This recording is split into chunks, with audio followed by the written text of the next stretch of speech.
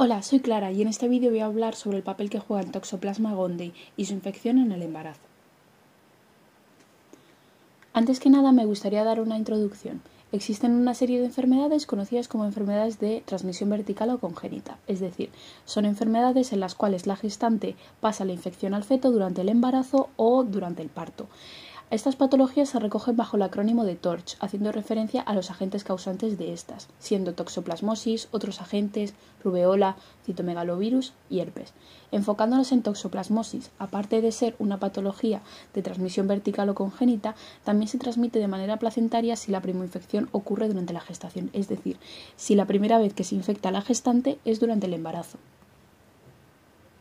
Bien, pero ¿por qué es importante conocer o detectar si la embarazada ha sido infectada por toxoplasmosis durante el embarazo?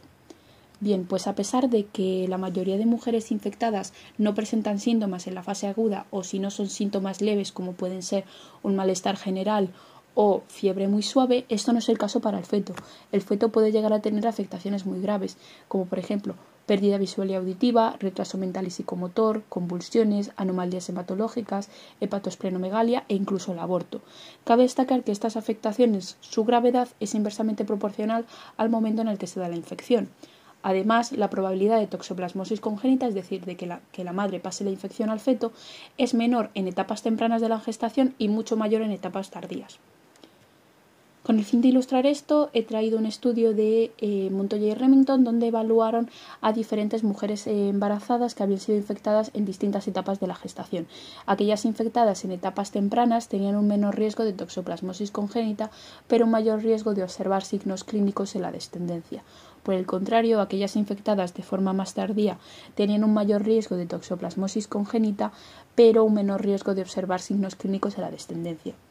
Por lo tanto, con el fin de controlar esto, debería de haber un control en la población general para evitar la primoinfección en aquellas gestantes que no han tenido contacto previo con el parásito. Para ello, el cribado serológico y sistemático de las gestantes es la estrategia más fiable y actualmente disponible para la prevención, el diagnóstico y el tratamiento precoz de la infección en la descendencia. Bien, este diagnóstico se realiza por medio de la detección serológica sistemática de los anticuerpos IgM, IgG e IgA. El uso de estos anticuerpos se basa en su aparición durante las fases de infección. Tal y como conocemos, el primero en aparecer sería la IgM, desapareciendo posteriormente. De manera más tardía aparecería la IgG, que se mantendría en el tiempo. En el caso concreto de toxoplasmosis también podríamos utilizar la IgA, puesto que al ser un parásito que entra por vía intestinal, una de las primeras respuestas que aparece sería la IgA. Idealmente, esta detección se realizaría lo antes posible, a poder ser en el primer trimestre. Y en el caso de que se dé una serología negativa, es decir, que no sea positiva para ninguna de estas inmunoglobulinas, se recomienda su repetición cada mes o cada trimestre. Bien, ¿cuáles son los resultados que podemos obtener? En el caso de que la IgG y la IgM sean ambas negativas, quiere decir que la madre no ha tenido un contacto previo con el parásito y por lo tanto debe extremar su precaución, ya que una infección en este momento sería de riesgo para el feto. Por otro lado, si es positiva para IgG pero negativa para IgM, quiere decir que ha entrado en contacto con el parásito de manera previa al embarazo, es decir, ha sido infectada antes del embarazo. Por lo tanto, en un principio no habría riesgo, a no ser que estemos ante un caso de inmunosupresión, en el feto, ya que el parásito permanecería en los quistes controlado por la respuesta inmune materna. Por otro lado, si es positivo para IgM y es negativo para IgG o positivo para esta, probablemente esto es indicativo de que la gestante ha sido infectada durante la gestación. Por lo tanto, se debería de llevar a cabo una segunda prueba confirmatoria y luego ya pasaríamos al tratamiento farmacológico. Bien, una vez tenemos esta sospecha o hemos confirmado que la gestante fue infectada durante la gestación, pasaremos al tratamiento farmacológico, el cual depende del momento de la gestación en el que nos encontremos. Si es menor a 18 semanas, se tratará con espiromicina, se harán ultrasonidos al feto y una PCR del líquido amniótico con el fin de observar si ha sido infectado o no. Por otro lado, si es superior a 18 semanas, en lugar de tratarse con espiromicina, se dan otros fármacos, pero también de la misma forma se realizan ultrasonidos y una PCR con el líquido amniótico. Si la PCR es negativa, se propone continuar con espiromicina mientras que si es positiva se propone el uso de otros fármacos con el fin de evitar la afectación del feto. Eventualmente se daría lugar al nacimiento del bebé.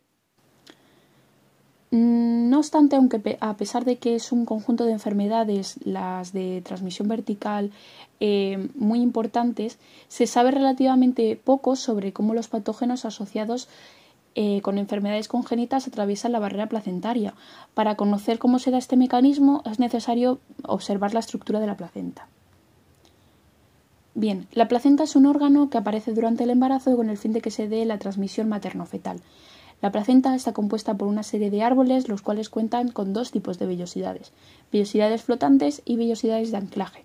Las vellosidades de anclaje son las vellosidades que están en contacto con la decidúa, el cual es el tejido materno componente de la placenta. Esta interacción se dará por medio de trofoblastos extravellosos.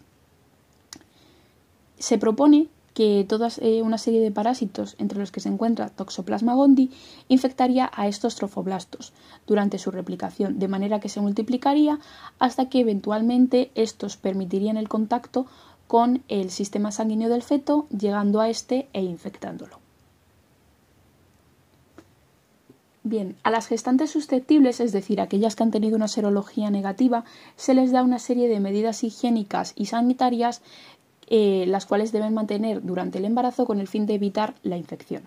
Entre ellas destacar consumir únicamente carne cocinada a más de 66 grados o congelada a menos de 20 durante por lo menos 24 horas, no consumir embutidos ni productos elaborados con carne cruda si no se congelan previamente, ya que estos pueden contar con los quistes del parásito y, debido al papel fundamental que juega el gato como hospedador final en el ciclo de vida de Toxoplasma gondii, se suele también recomendar que las mujeres que estén expuestas a gatos eviten cambiar la arena de ellos si es posible. En cuanto a la legislación actual que existe, en España las serologías recomendadas en una mujer embarazada son las del VIH, sífilis, toxoplasma y rubeola. A todas las gestantes se les debe solicitar estas serologías y se deben realizar preferentemente en la visita preconcepcional o al inicio de la gestación cuando no ha sido posible antes. Es decir, se intenta lo antes posible. Hay controversia sobre su repetición a lo largo del embarazo.